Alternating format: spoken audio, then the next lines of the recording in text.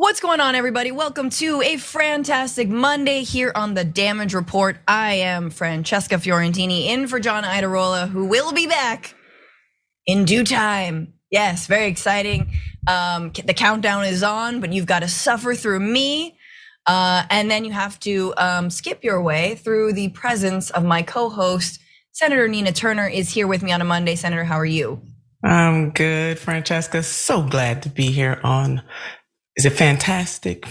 Fantastic Monday. It's fantastic. Thank you. Yes, it is. Which is fantastic, though. Which is exactly. I believe that's the play on words we're trying to make happen. Lo these many years. We've got a lot to talk about. Obviously, some updates on Israel's war on Gaza. Some response from the Secretary of State, Antony Blinken, on that. And then we're gonna get into some strike updates. What does Donald Trump think about the UAW strike? What does he think about unions in general? I thought he was a populist. We'll look at that. And then, of course, what's going on with the speakership insanity in Congress. And then a little bit later on, we got some new Democratic candidates that just dropped. You might have heard of them. So stay tuned for that. We'll bring you all of that. And of course, read your comments and your queries and your murmurs. Yeah, murmurs in the chat breaks. So yeah, send in your super chats. Make sure you're liking and sharing the stream right now, doing all the things, letting people know what you get up to on a Monday morning or wherever you are and whenever you're watching this. And with that, Senator, are you ready to dig into this news? Hey, let's get to digging, Francesca. All right, well, fair warning, this is a heavy topic we'll start off with, but here we go.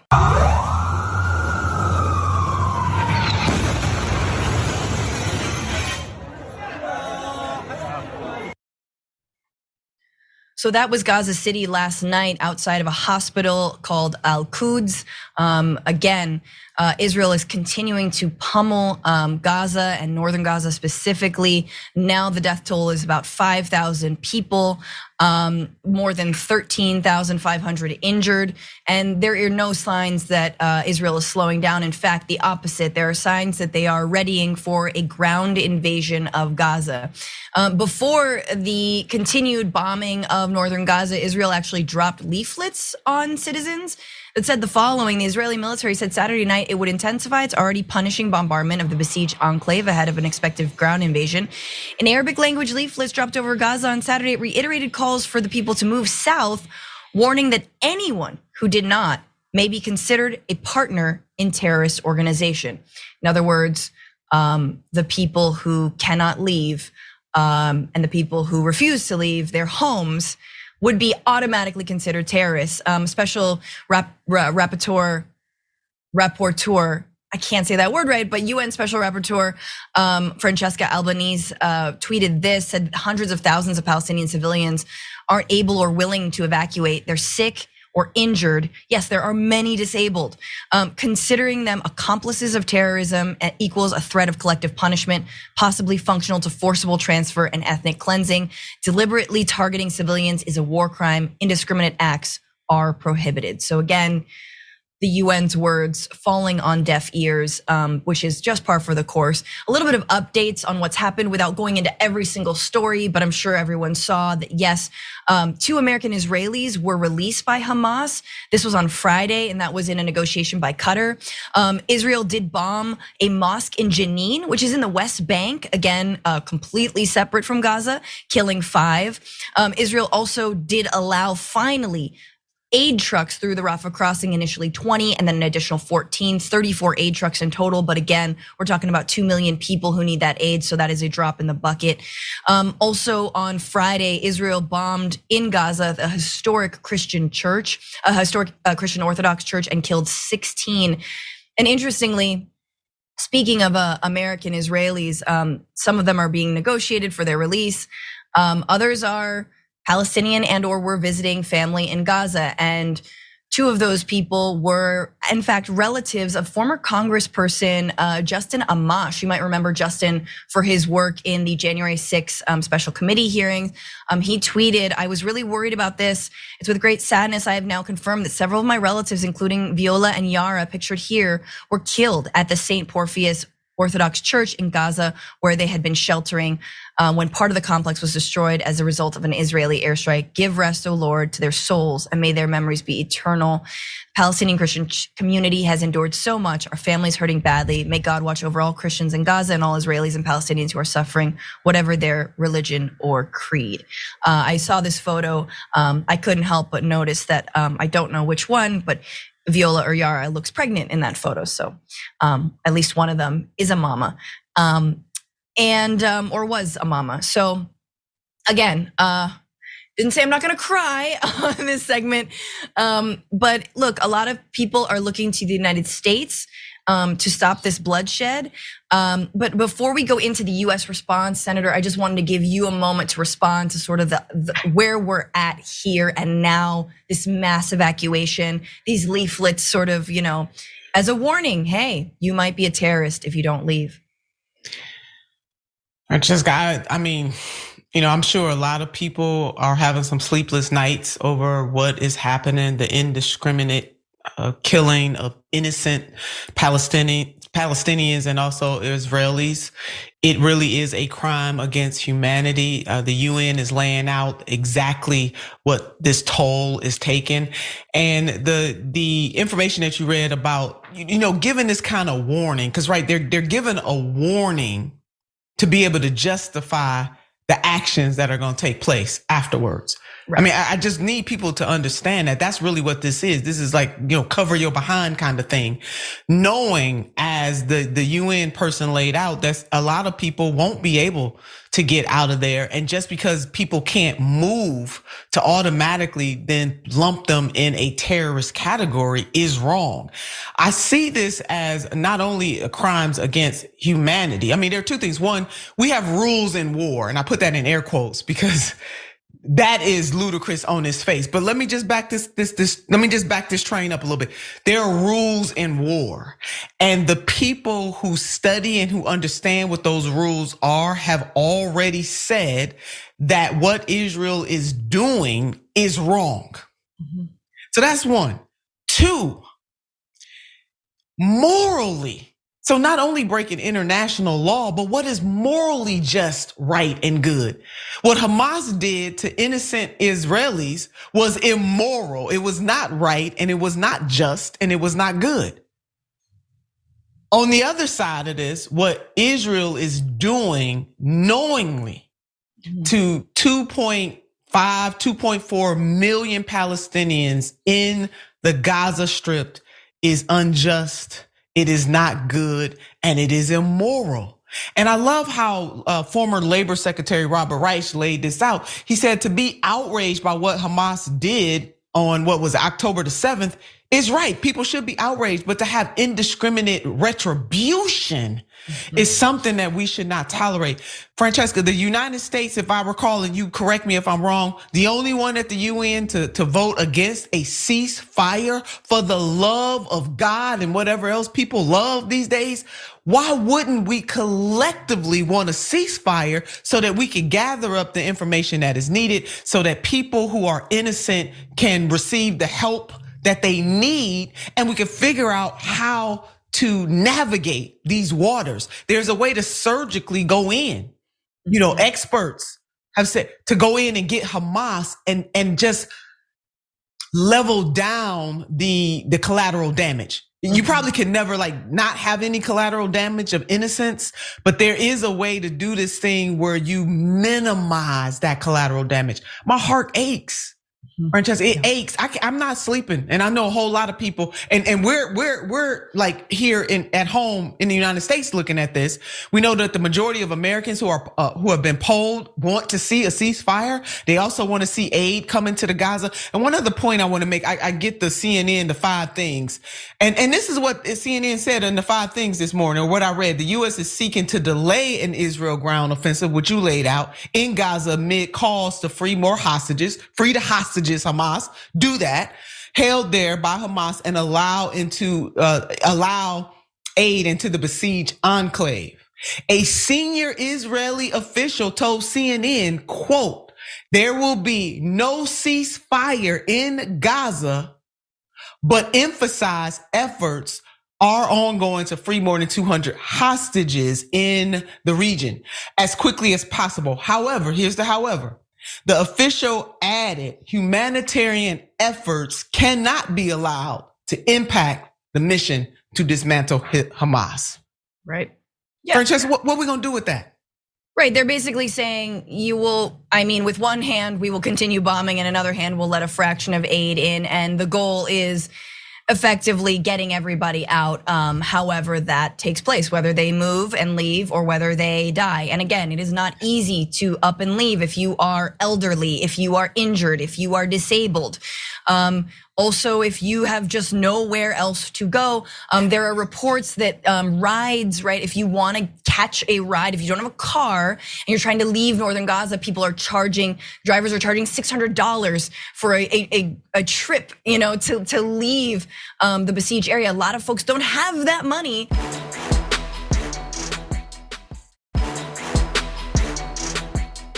Turning the page to what has happened during the following 2 weeks. UNICEF says 1,524 children have been killed in the Gaza Strip during these bombings. Why isn't the US calling for at least a temporary ceasefire? So I will just summarize what he says because he doesn't answer the question. So Antony Blinken basically says in a very long way, my heart aches for every single person who dies, every single child, mentions Palestinians and Israelis, of course. And then, Margaret, to her credit, I believe this is Margaret, Margaret Brennan, really hammers it, is like, okay, but why not a ceasefire? What are we doing? Why not a ceasefire? And the answer is not unlike the one that we read from the Israeli military itself. So take a look. Israel has to do everything it can to make sure this doesn't happen again. Freezing things in place where they are now would allow Hamas to remain where it is and to repeat what it's done sometime in the future. So freezing things right now at 1,500 children dead, at 5,000 civilians in total dead, that would allow Hamas to continue. So I guess the question is, how many more children need to die? How many more civilians need to die? But again, that is why the United States isn't calling for a ceasefire, because they're basically saying this military operation isn't over. And the real question is, well, what is the end goal? And I don't think that even Antony Blinken understands what that end goal is.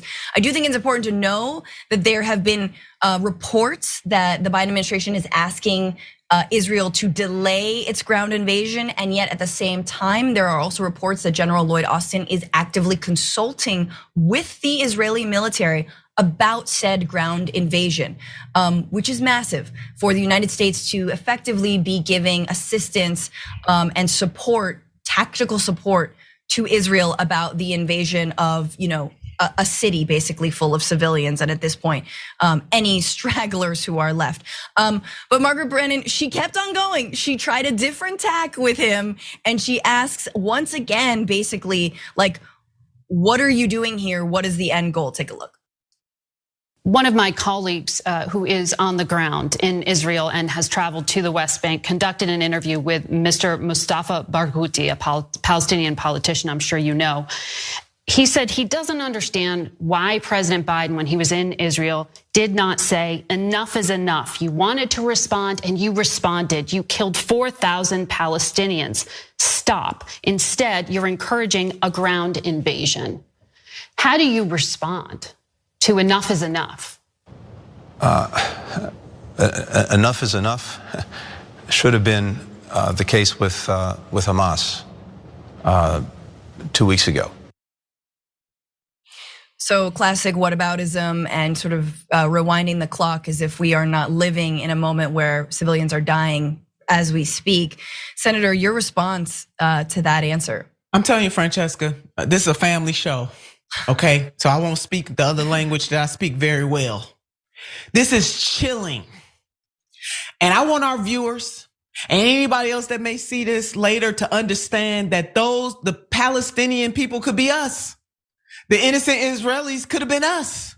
The United States is complicit, and the United States has blood on its hands. What is happening in our name should freaking matter. Fill in the blank. And to straight face, because you know what, Francesca, and y'all should put Francesca and I up side by side. See, what they doing is being very clear about who the lives that matter and the lives that do not matter. When he says that it should have been enough for Hamas. You can't read, Hamas is a terrorist group. So what are you saying? That the blood that is on the hands of Hamas is now the blood on the hands of innocent Palestinians? Or even if it was vice versa. You know what, Francesca, this makes no sense. And America is going to come to regret this. Now, when he says that his heart aches. So when when we say our hearts aches, see, we can't really do nothing about this on a global scale.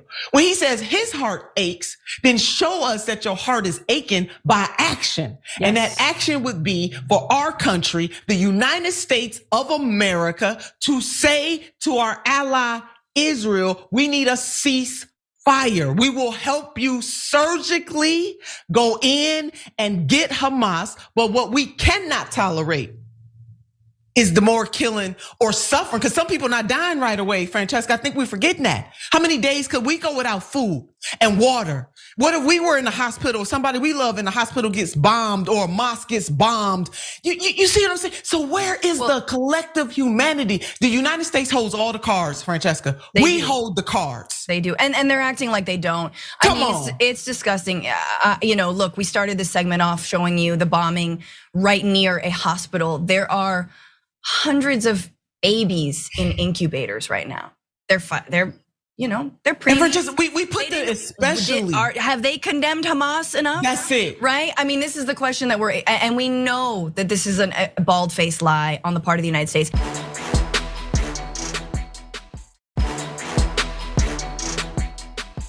And look, Senator Nina Turner, I'm just gonna say this, had she been elected rightfully into Congress, she would have been standing alongside a lot of the progressive squad members and disproportionately Black women who did speak out on Friday afternoon calling for a ceasefire, and none other than Representative Ilhan Omar, I think, really captured what a lot of us are feeling and going through, and knowing that the Biden administration does not represent all Democrats at this time. Take a look. How is it that we are serving in a body where there are members who condemn us for asking for peace, for ceasefire? The most simplest thing. So many people across the world are calling for a ceasefire. So many leaders are calling for ceasefire. Over 65% of our own population here in the United States is calling for ceasefire in the latest polling. This is insanity. And we can no longer stand for this insanity.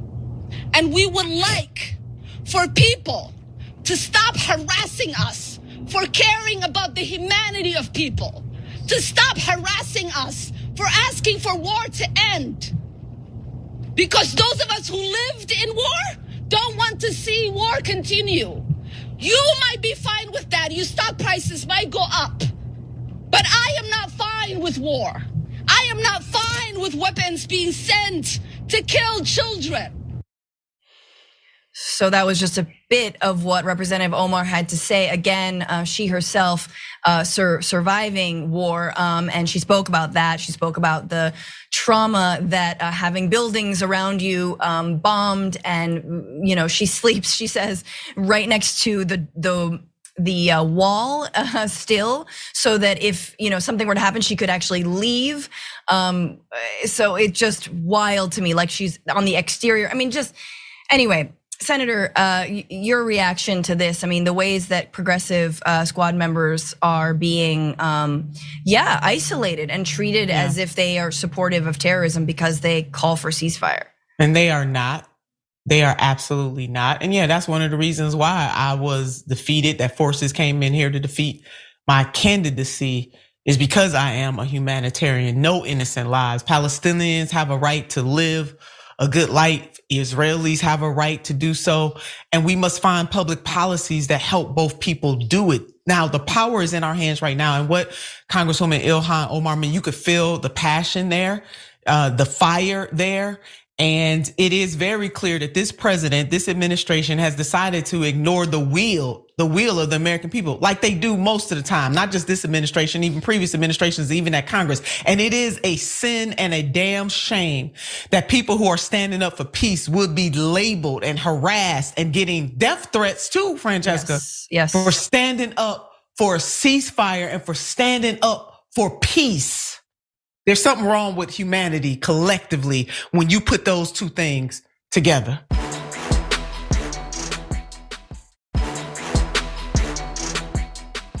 Welcome back to the Damage Report. Francesca Fiorentini and Senator Nina Turner with you. A lot more to get into, including the speakership drums. The most popular Republican in the United States Congress was just knifed by a secret ballot in a private meeting in the basement of the Capitol. It's as swampy as swamp gets, and Jim Jordan deserved better than that. Yes, the swamp did it with a knife in the basement. I love this edition of Clue.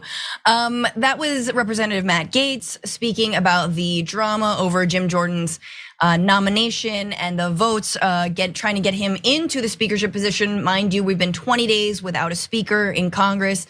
Jim Jordan has, however, officially, and I don't know by the time you're watching this, because this is probably the 3rd or 5th segment or 10th, 12th segment we've done on this.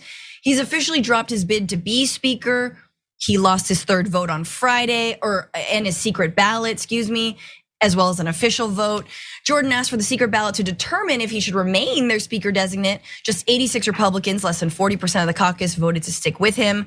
That was a dismal showing for Jordan and quite a bit fewer than the 99 votes he initially received on a secret ballot almost 10 days earlier, when he narrowly lost the first nominating contest to House Majority Leader Steve Scalise. And honestly, Jim Jordan's done a lot of terrible things, but maybe conceding defeat is probably one of the best things he's done. And he did just that. Take a look. I appreciated getting to work with everyone, talk with everyone. I got to know members in our conference that I didn't really know that well over the last 3 weeks. And that we need to come together and figure out who our speaker is going to be. I'm going to work as hard as I can to help that individual. I didn't even know some of these people existed, and then I talked to them, and turns out they didn't like me either. So anyway, onward and upwards. So what's next, guys? So the next thing is that there's a candidate forum. I think it's like a science fair, but for GOP candidates. You'd go around, and you see like their little dioramas and everything they've created, and you're like, I like that. It's like A for effort, blue ribbon, green ribbon, etc. No, apparently there's gonna be a vote today. Again, the Speaker Pro Temp, Patrick McHenry, has said the intention is to move to a floor vote on Tuesday. Here are the candidates. I haven't heard of him either, but Byron Donalds is maybe we should know of because he was closest in terms of second in line, giving Kevin McCarthy a run for his money back during that vote. Tom Emmer is the number 3 Republican leadership, and he announced his bid on Saturday. Tom Emmer tweeted this. He said, the American people elected us to deliver on a conservative agenda that secures our border, stops reckless spending, and holds Joe Biden accountable. We cannot afford to fail them. Too late. I'm running for Speaker of House to bring our conference together and get back to work. And in fact, he got Kevin McCarthy's endorsement as if that mattered at all. He also was one of the few senior GOP members, however, to accept that the 2020 election was not stolen. And he accepted the electoral votes. So I guess good on you, Emmer. Roger Stone hates him, so I think that's a good sign. Roger Stone tweeted, if Republicans are gonna select Representative Tom Emmer as speaker, why not just reinstall Nancy Pelosi? They are the same. I mean, I feel like low key, most Republicans are like, can we get Pelosi back? She was so easy to hate, but she got things done. Like a bad mom, A little bit more, David A. Clark Jr. Is also running. He's not running, but he tweeted this. He said he just endorsed Jordan as speaker. I don't want a Republican as speaker. It's a solid liberal state. I don't want a Minnesota Republican as speaker, speaking of Emmer. It's a solid liberal state. Make history GOP. and select Byron Donalds of Florida, force Democrats to oppose the first black speaker, dare Republicans to oppose him. Who's David A. Clark again? Oh, that idiot sheriff. Yeah. So again,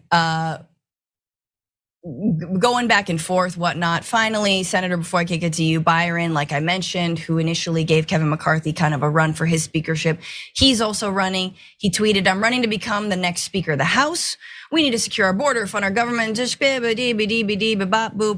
get to work."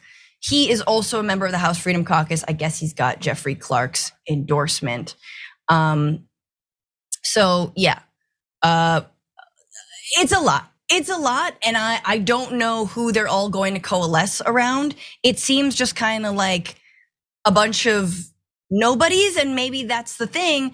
Senator, as recently as Friday, or God, mid last week, maybe it was Thursday, the GOP was like, maybe we'll just go with Patrick McHenry, like just the speaker pro tempore, They are rudderless. Yeah. Popcorn aside, just seriously, who wants to lead this clown car? Seriously, because that's all they would be doing. And they would be in just as much danger, they being whoever gets this poison gavel, because that's what this is turning into at this point. They're gonna be in just as much danger as McCarthy was. I mean, all the Freedom Caucus, or 5 members of it, or 2, it takes just 1 vote. I mean, all they're gonna do is just be on the edge for the whole time that they are the so-called speaker.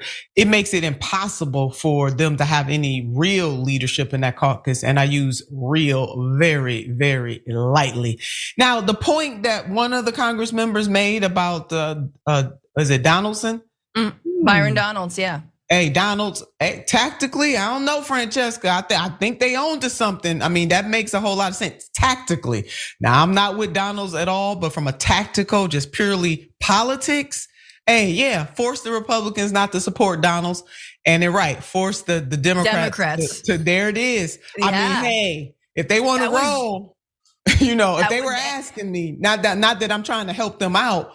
However, that congressman who made that point, that is a legitimate tactical point. That's all I'm saying. That's Sheriff Clark. We all know Sheriff Clark is sort of just like a right wing, sort of whatever. Yeah, anti-immigrant. Yeah, like an influencer at this point. I know, but it is a good point. It is a good point to be like, hey, maybe we can get, Democrats who play all kinds of, bad faith identity politics to elect.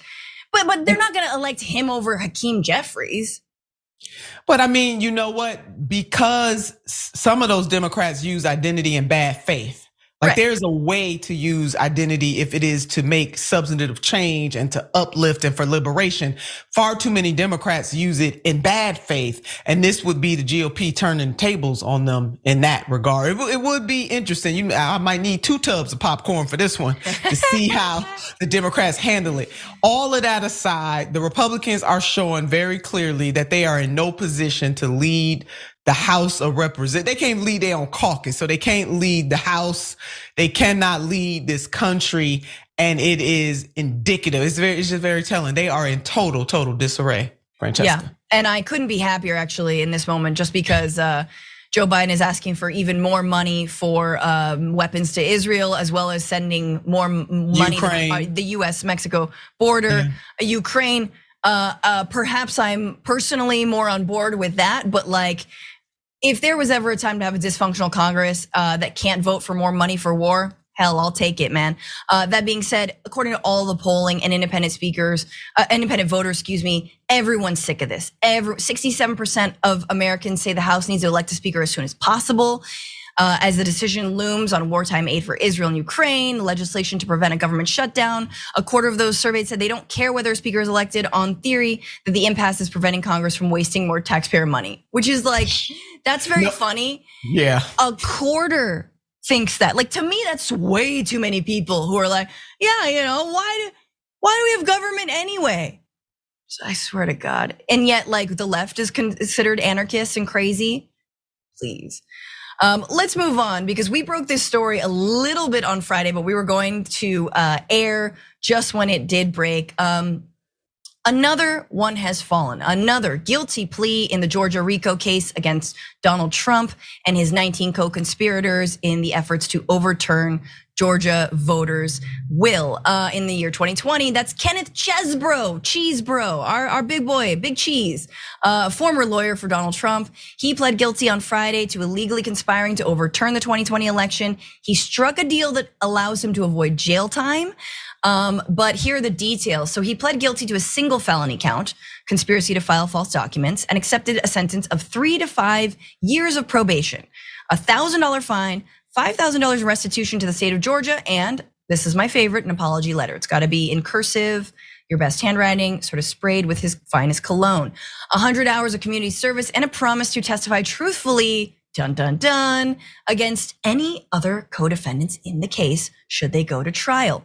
According to the indictment, one memo he wrote, quote, provides detailed state-specific instructions for how Trump presidential elector nominees in Georgia, Arizona, Michigan, Nevada, Pennsylvania, and Wisconsin would meet and cast electoral votes for Trump, even though he lost the election in those states. So again, he has to testify if he's asked to testify. He's got to pay, what is it, $6,000 in total. But Senator, this was arguably, with a silly name as Chesebro, this guy was arguably the architect for how these alternate slates of electors in other states, not just in Georgia, would gather, would meet, and would submit the alternate slates and these other electors, to the vice president. It seems to me that not seeing any jail time, I don't even community service, 100 hours, please. Like that, again, it still seems like he got off so easy, but maybe he's gonna have to testify against Trump. What do you think? I mean, these white collar criminals get away with a lot all the time. I mean, people with traffic violations get worse than what he is getting right now. And I don't know if Chesebro technically, well, let me go back. You talk about the Fox Garden, the hen house. I mean, can he legitimately be trusted to tell the truth? Yeah. He been lying this whole time. So now all of a sudden he's gonna do a 360 and tell the truth. I seriously doubt it, Francesca. But for all his involvement and what has been done, he is definitely getting a slap on the wrist. And this is another example of how uneven the justice system can be most of the time, or is most of the time. Right. And it's interesting because his case was tied to that of Sidney Powell's. We know Sidney Powell, as we reported on Friday, did also plead guilty. Similar conditions, a similar amount of money. I think she might have more a few years more of probation. Interestingly, even though she represents a massive threat to Donald Trump himself, Trump bleated out some words of praise for Sidney Powell, maybe because he's afraid of her. Even though she pled guilty and admitted that what she did was wrong and was criminal, he bleated Sidney Powell was one of millions and millions of people who thought, in an ever-increasing number, still think correctly that the 2020 presidential election was rigged and stolen and our country is being absolutely destroyed because of it.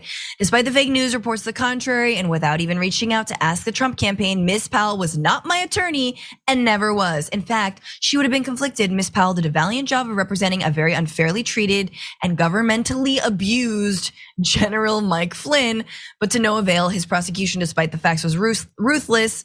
He was an innocent man, much like many other innocent people who are being persecuted by this now fascist government of ours. Ooh, fun. And I was honored to give him a full pardon. I love how when Trump sort of addresses one crime, he immediately draws our attention to another crime and another one of his stooges who actually saw the inside of a prison cell and served time on his behalf.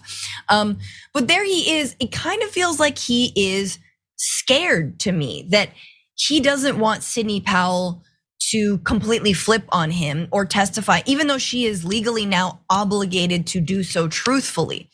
Any final words on this? Francesca, I mean, Trump is trumping. I mean, because he knows ultimately, I just don't believe there are gonna be any consequences for this man that's really gonna stick. I just don't. And I think he knows that as well. Your point about him not, him singing praise to her, it might be the case. He's just trying to soften her up, kind of sweeten her up to not necessarily, I mean, there's a difference between telling the truth, the whole truth and nothing but the truth. Maybe she'll just stop at truth and not do the other 2 points. Yes. All right, well, let's take a quick second break and we'll be right back with more news.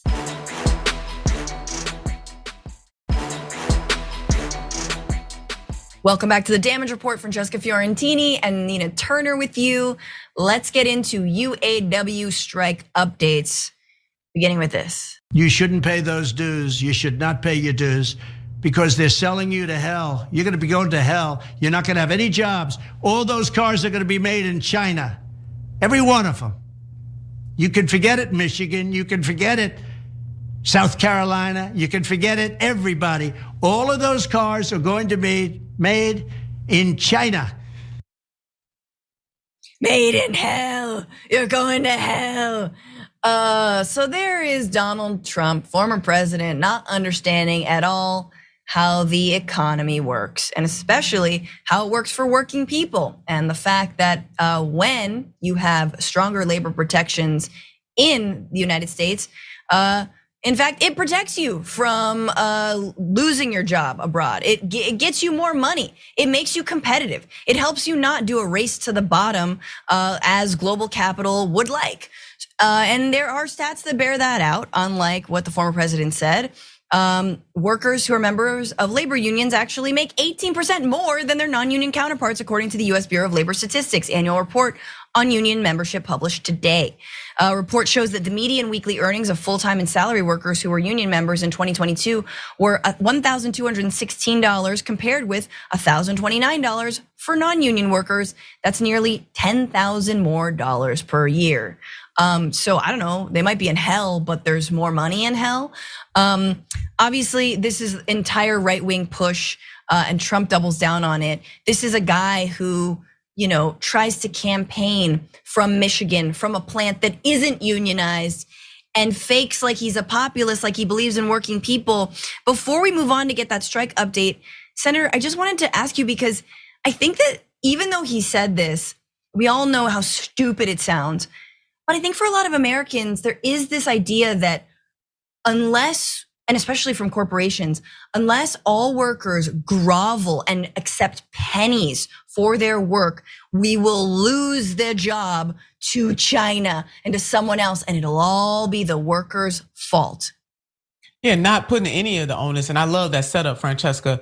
We don't have as much of a working class lens on other media outlets as we do here on TYT, but you are exactly right. You hit all types of nails on the head in that the onus is constantly being put on workers instead of the onus being put on the CEOs of these companies who always have a golden and or platinum parachute, even when they monk it all up, the technical term. Trump is a faux populist. That is what President Trump is. He talks a good game. He's not gonna act it. And sometimes he doesn't talk a good game. He lets people know exactly where he stands. But because he has such hubris in his rhetoric, people, they start to believe it and fall into it. And it is an absolute seduction. Now, the fact that he went to a plant, Francesca, and I've said this before, I will say it again, that was not unionized. I separate that from the workers at that plant who are being exploited in the same way that union workers are. And it is the union workers who are standing up, and it is because of their stance that they allow even non-union workers, which we know the majority of American workers are non-union, to be able to get better wages, better benefits, and better work conditions because unions do stand up.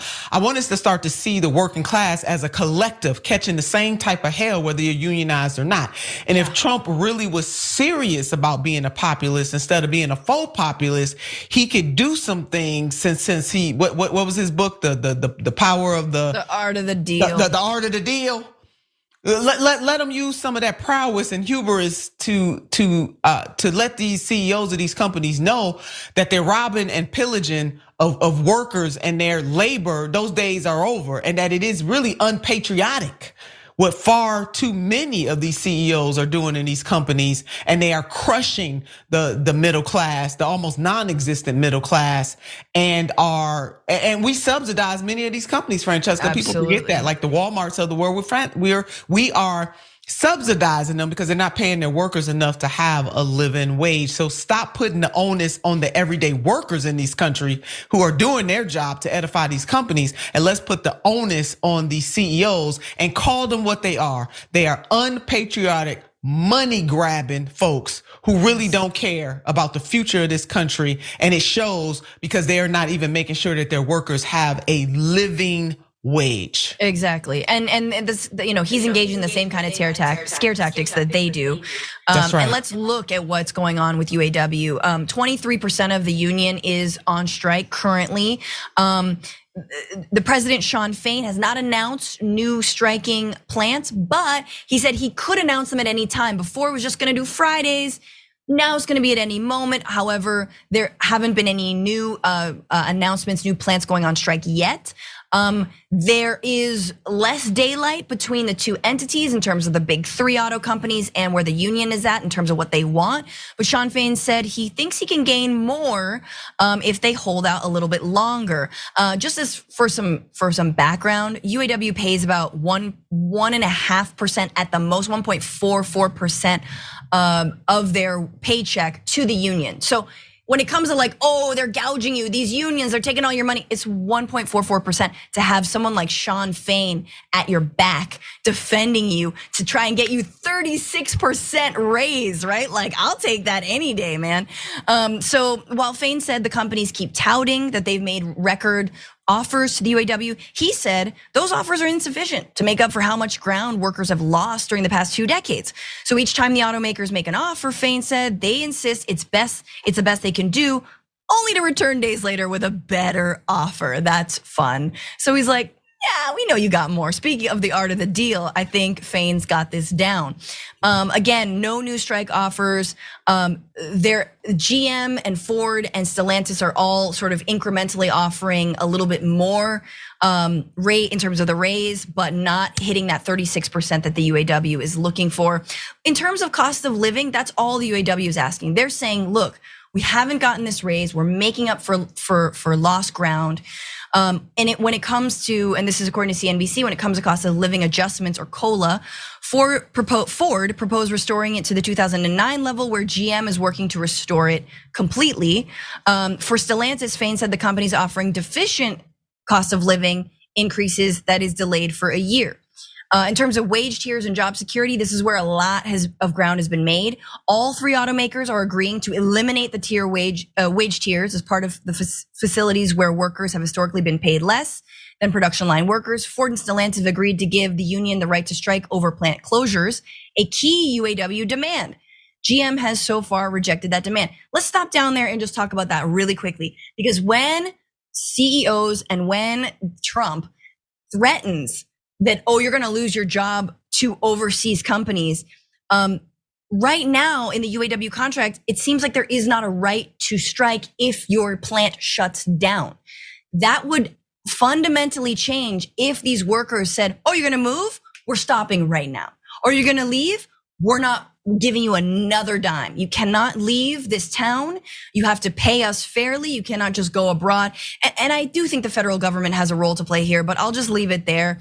Senator, any final thoughts on this ongoing, again, art of the deal?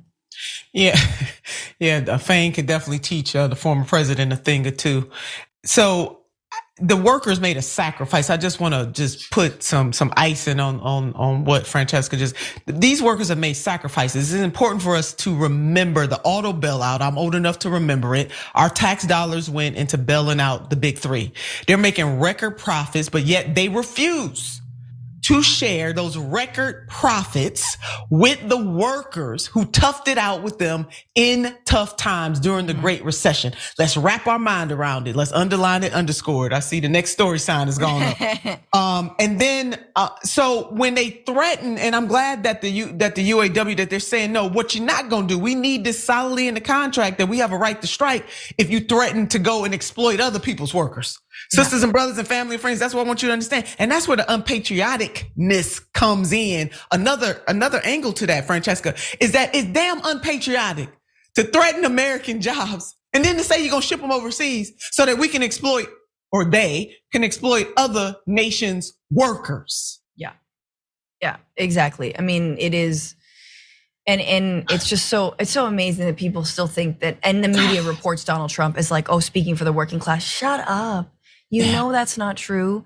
We know, and again, January 6th was a Wednesday. These fools had no jobs. They took time off. They closed their little businesses. They closed up shop on their little militias, and they took private jets and flights to go try and coup the United States. These are boat dads, people. They got money. Stop. Let's go to our last story of the hour. Very interesting here. Margaret Brennan, honestly, might be my new favorite person in media. She just kind of, she's good. She's good, and she spoke with Mitch McConnell about how he's doing. People wonder about your health. How are you feeling? How are you doing? I'm fine. I'm completely recovered and just fine.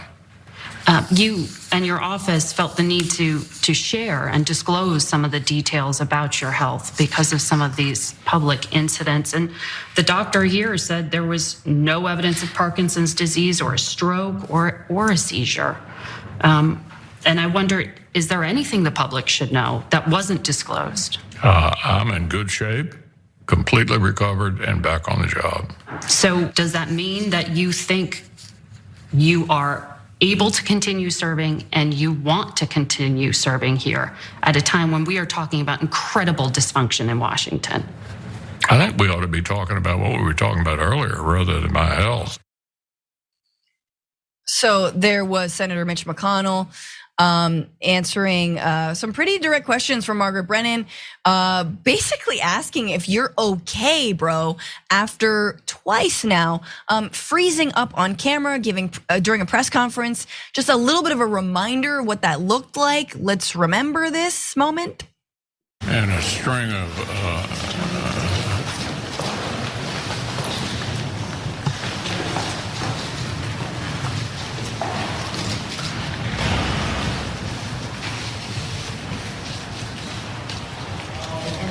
What are your thoughts on running for re-election in 2026? What are my thoughts about what? Running for re-election in 2026. That's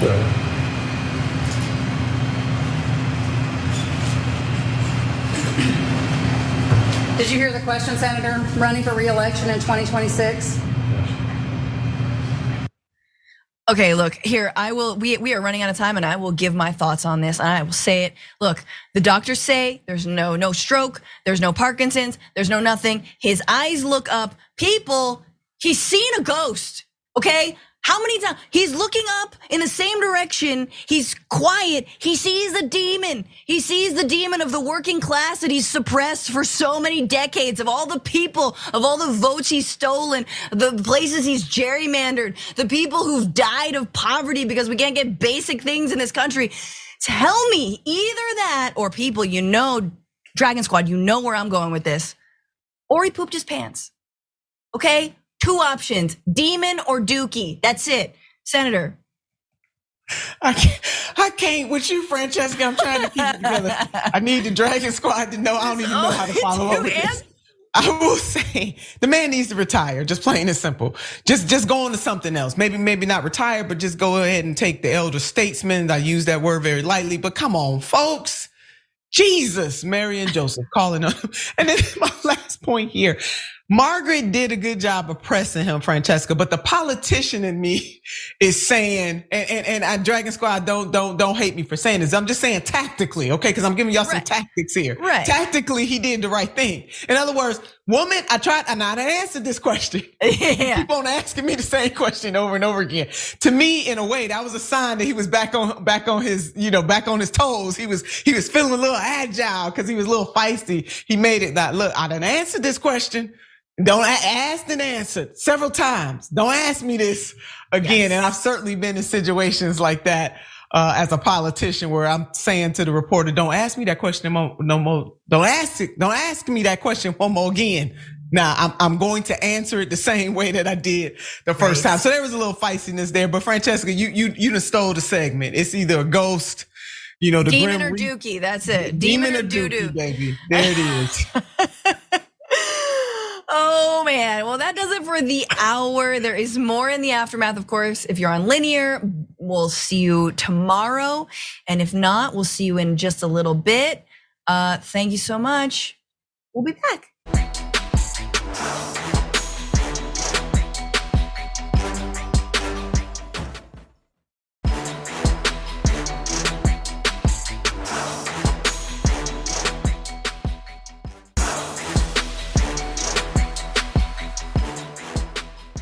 Thanks for listening to the full episode of The Damage Report. Support our work, listen ad-free, access members-only bonus content, and more by subscribing to Apple Podcasts at apple.co/TYT. I'm your host, John Adarola. I'll see you soon.